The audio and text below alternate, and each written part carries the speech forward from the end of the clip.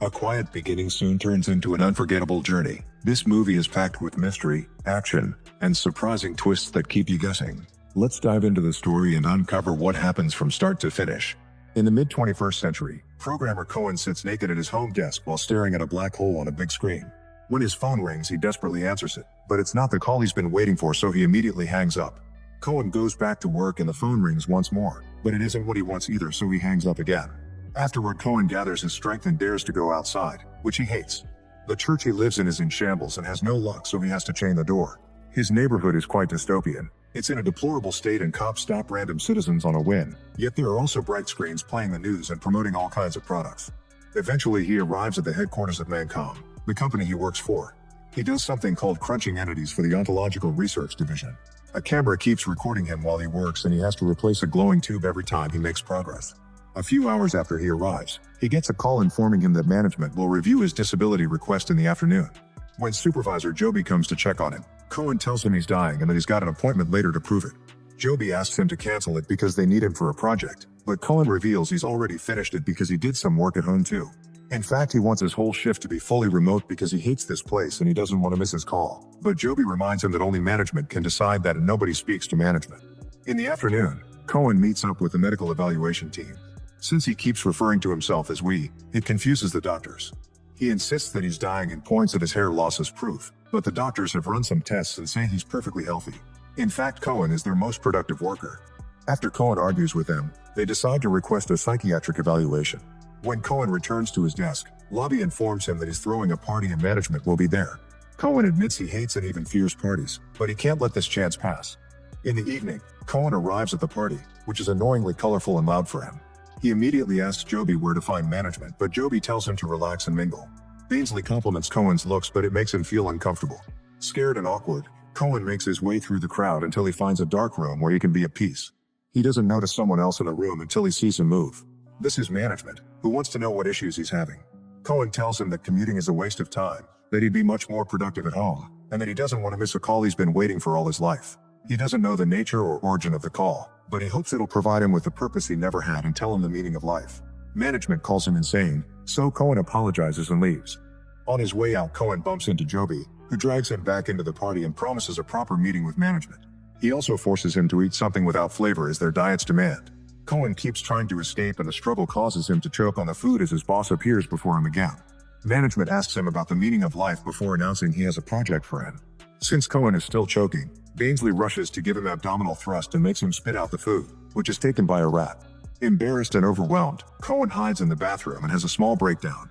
Soon Bainsley comes looking for him and makes him hold her wine glass while she pees, which makes him very uncomfortable. She also asks him to join her, causing him to leave the bathroom in panic and discomfort. Then Cohen looks for management, but he's gone. Bainsley finds him again and introduces herself for some chit-chat. Tired of this, Cohen tries to leave the party, but Bainsley follows him. The next day at the office, Cohen keeps staring in confusion at the numbers on his hand. Joby comes to inform him that his request to work from home has been approved because he's been chosen for a secret project called Zero Theorem. Management has been choosing workers for this project for years, but it's such a burnout that nobody lasts long. Joby worked in it for 3 weeks when he was young and had to quit, but that's how he became a supervisor. He thinks Cohen was chosen because he's already a little crazy. A tech team has already been sent to Cohen's house to change the lock and set up other security systems. Then Joby takes Cohen to see a supercomputer known as Neural Net Mainframe, which is the center of management's operation. Humans have to wear protective robes around it, and all the daily programming that workers like Cohen do is fed into it so it can continue to learn.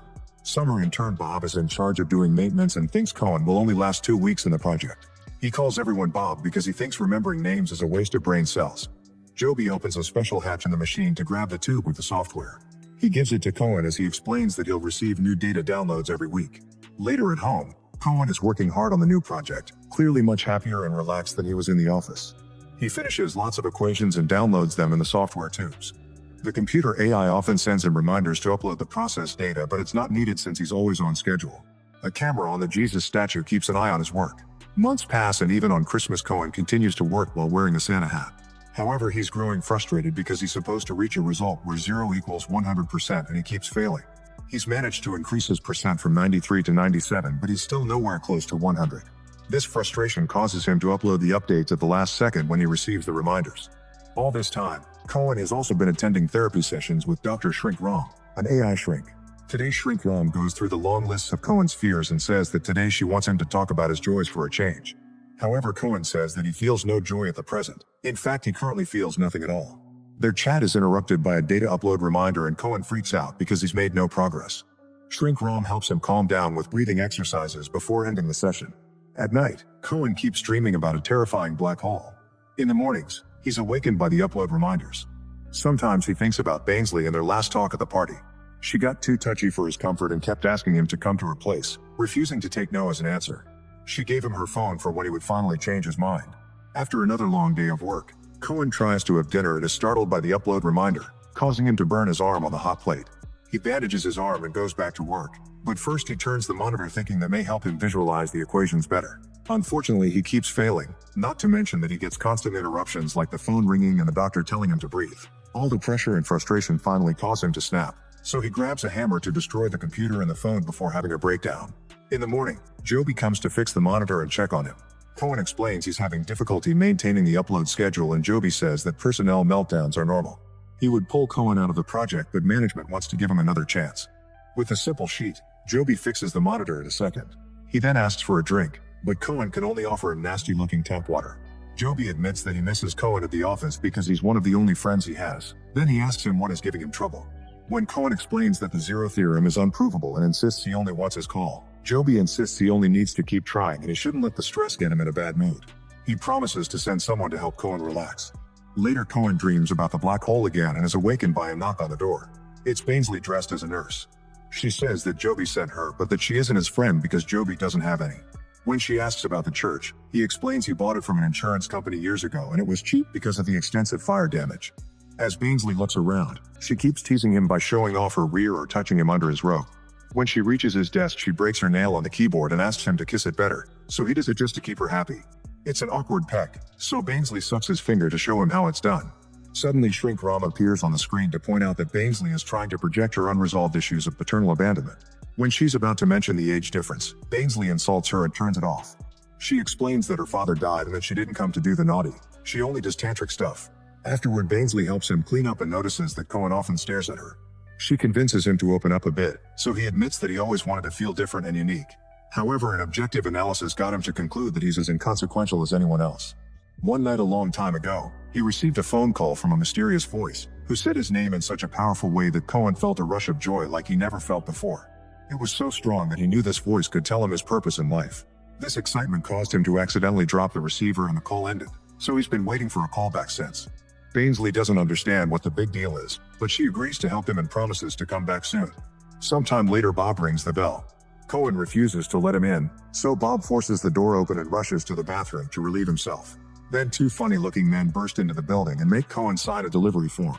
They explain that Bob has been assigned to help him and they'll pick him up in 4 hours.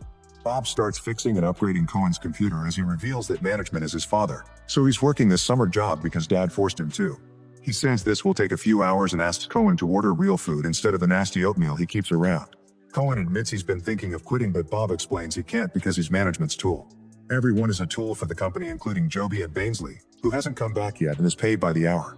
Cohen refuses to believe that Bainsley isn't genuine. Bob promises that if Cohen keeps working on the project, he'll get his call. At that moment, the pizza arrives and Bob can't stop staring at the delivery girl's cleavage. He complains about his hormones after she leaves. After throwing some pizza at a rat, he says he'll study Cohen's files and come back later. The bodyguards take him away. Sometime later, Bainsley finally returns wearing a very advanced virtual reality suit. She's got one for Cohen too, so she asks him to put it on at midnight and go to her website. That night, Cohen wears the suit and connects it to the computer before opening Bainsley's page, which has lots of naughty pictures. When the simulation begins, Cohen finds himself on a beach with Bainsley. She designed it all, like the new hair on his head. When she pulls out a bottle, Cohen says he doesn't drink, but she reminds him that this is a simulation. He can't get drunk or fat here, and the sun never sets. She feeds him delicious food and kisses his body so he can be amazed at how real it feels. Cohen actually has fun in the sea with a ball, only to suddenly slip and sink. Bainsley immediately rescues him and gives him CPR, which quickly transforms into a kiss. When he asks if they can die here, she says she hopes not. Later, Cohen tells Shrink Rom that he thinks Bob is too young to be helpful. Shrink Rom scolds him and says Bob is a genius. Then she starts rapping to remind him to work. An annoyed Cohen turns her off. When Bob returns, he confirms he messed with the Shrink Rom software, calling her just another tool. Then he starts drawing on the wall to explain that the zero theorem will prove that the universe is all for nothing, calling it a one-time only Big Bang glitch. This theory says that one day the expanding universe will contract into a super dense black hole and everything will get squeezed until it disappears, leaving no life behind. Cohen calls it horrible and refuses to believe it, but Bob disagrees, claiming that nothing can be perfect or last forever. Management used to want Bob to take care of the project because of his beliefs, but Bob refuses to be anyone's tool. After Bob leaves, Cohen starts working again, and now he orders pizza for his meals. That night he tries to connect to Bainsley's website, but Shrink Rom appears to stop him, saying he shouldn't use this girl. Cohen runs a program to get rid of Bob's modifications and accesses the simulation. On the beach, Bainsley tells Cohen it's time for him to choose the next setting. He closes his eyes and concentrates, only to appear floating naked near the black hole from his dreams. Bainsley also appears and holds on to him while the black hole sucks them in. Then they reappear on the beach, and Bainsley wonders how Cohen can live with such emptiness, so he says one day at a time. Bainsley asks him to tell her who loves him and promises to help him, causing him to freak out. He kisses her desperately as he announces he'll stay here forever so he can be happy and not work anymore. As Cohen rips off her bikini top, Bainsley tries to explain that management won't allow this, but Cohen says they can just quit. Bainsley pushes him off in fear, causing him to fall back in the real world too. The sudden disconnection causes the computer to electrocute him. Sometime later, Cohen is behind schedule again. Bob tries to guide him, but he gets frustrated and ends up taking over the control to finish the equation. This upload should keep Mancom busy for a while. When he leaves, Bob takes the VR suit away. That night, Cohen opens Bainsley's website. Without the suit, he has to watch her regular streams and deal with the dirty comments in the chat. Bainsley is undressing only to freeze when she sees that Cohen is watching. When she says his name, Cohen closes the page. Afterward, Cohen can't sleep because he keeps thinking about Bainsley and Bob's comments. He tries to look at the website again, but he's been denied access. When he finally falls asleep on his chair, he sees the black hole. The next day, Bob brings back the suit, saying he's fixed it and updated it. He also tells Cohen that the call he's expecting is a figment of his imagination. Since Cohen isn't paying attention, Bob modifies Shrink Rom's programming so she can tell the truth. The doctor confirms that the call is a delusion and explains she was programmed to leave the lie untreated so he'd keep working for it. Then Bob says that the call comes from Cohen's soul. He wants him to wear the suit, which will collect his body's energy and send it to Mancom's neural net as data. At that moment, Bainsley comes to see Cohen to apologize for what happened. She explains that Joby would let her keep the suit if she played along, and she felt bad for Cohen's loneliness. Although she was acting at first, she now truly cares about him and wants to be together. Cohen coldly accepts her apology but still tries to kick her out, so Bainsley cries as she insists they should run away together, and even Bob tells him to go. Holding back tears, Cohen turns her down again. After Bainsley leaves, Bob calls Cohen heartless and convinces him to take a break by going outside. To make him fit in, Bob shares his youngster clothes. When they reach the park, Bob wonders if Cohen ever had a girlfriend. Cohen shares that he used to be married, but his wife asked for a divorce and he never saw her again. After Bob leaves to get some food, Cohen can't stop thinking about Bainsley's request to run away together. When they return to the church, Bob is surprised to hear that Cohen is finally using I instead of we. Suddenly, Bob collapses on a bench, claiming he's feeling dizzy. Cohen touches his forehead and realizes he's actually burning up, but Bob says it's not a big deal because it always happens when he doesn't sleep. He doesn't let Cohen call a doctor. He only asks for aspirin and a bath. After just a few minutes in the bathtub, Bob says he's feeling better and he just needs to sleep. Cohen worries he's unconscious and immediately pulls him out of the tub, but the weight causes him to crash against the bathroom mirror. To Cohen's shock, he finds a hidden camera behind the glass. Once Bob is safe on the couch, Cohen grabs a hammer and begins looking for all the hidden cameras in the church to angrily destroy them. The phone keeps ringing behind him, but he ignores it. When he tries to get the camera on the Jesus statue, he ends up having quite a nasty fall. This doesn't stop him from moving some benches to barricade the front door. Then he spends his time taking care of Bob. In the morning, Bob's bodyguards break the door down to take Bob away and promise to return tomorrow for the hardware. In the evening, Joby comes by to reveal that Bob's actions got him fired. He throws a bunch of insults at him, but Cohen just doesn't care. Later, Cohen puts on the modified suit and connects it to the computer. However, there's a link error and the machine electrocutes him again. This time, he reappears in the room of the neural net mainframe, where several screens play the footage from the hidden cameras. Suddenly, management appears nearby and explains that Bob has been hospitalized. He also reveals that Cohen is part of the neural net now and swears he's not the source of Cohen's mysterious call. On a huge screen, the black hole of Cohen's dreams appears and management calls it chaos encapsulated. Cohen concludes that this proves the zero theorem, but management says it doesn't because Mancom is still crunching the data. He wants to prove the universe's constant chaotic state so he can sell a solution and profit. Management believes that humanity's need to believe in God and have a greater purpose in this life makes their actual lives meaningless. He chose Cohen for the project because his faith in a call that would give him purpose made him the antithesis of the project. However, Cohen ended up taking it to the extreme by waiting all day by the phone, causing him to lead a meaningless life too. Management announces he doesn't need his services anymore and disappears.